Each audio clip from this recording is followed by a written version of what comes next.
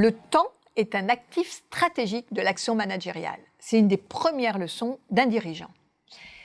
L'importance du temps dans l'action stratégique revêt plusieurs aspects. 1.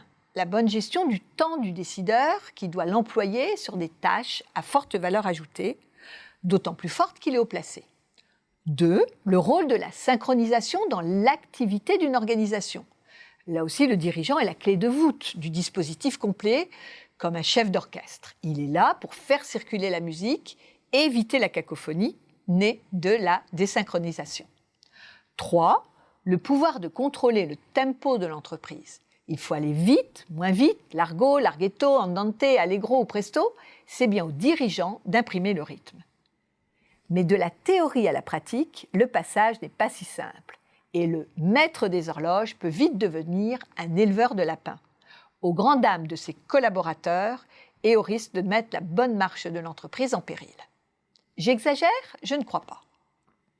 Combien de personnes ces derniers jours vous ont posé un lapin, alors que le rendez-vous était dûment fixé et inscrit de façon automatique dans votre agenda?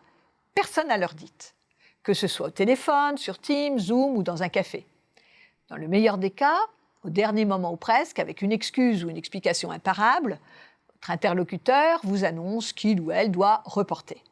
C'est perturbant, déstabilisant pour votre propre organisation, mais aussi pour la mise en place de projets, pour la continuation de planning établi.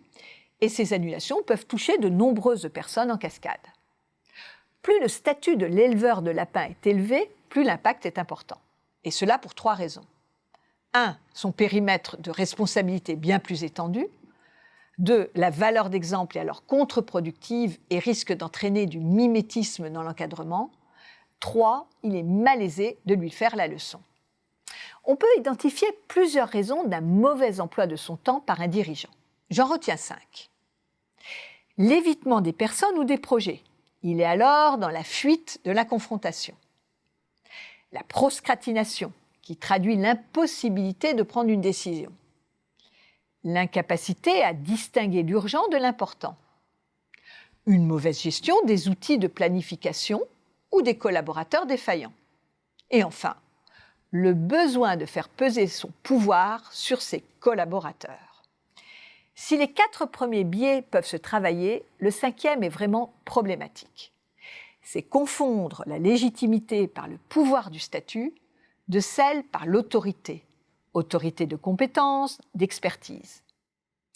Évidemment, le numéro 1 est celui qui donne le go ou le no-go. C'est sur lui que se règle le rythme des affaires, et cette idée de maître des horloges est intellectuellement intéressante. Mais si elle se dévoie en une cascade d'annulations et de reports, les conséquences peuvent être catastrophiques. Perte de repères des collaborateurs qui ne peuvent plus gérer leur propre agenda, toujours en attente d'un rendez-vous ou d'une réunion à reprogrammer, et perte de confiance dans une organisation et un supérieur hiérarchique. Et enfin, sentiment de mépris. Dirigeants, malgré la difficulté, restez dans la maîtrise horlogère et évitez l'élevage de lapins. Ce sera vraiment beaucoup mieux pour tout le monde.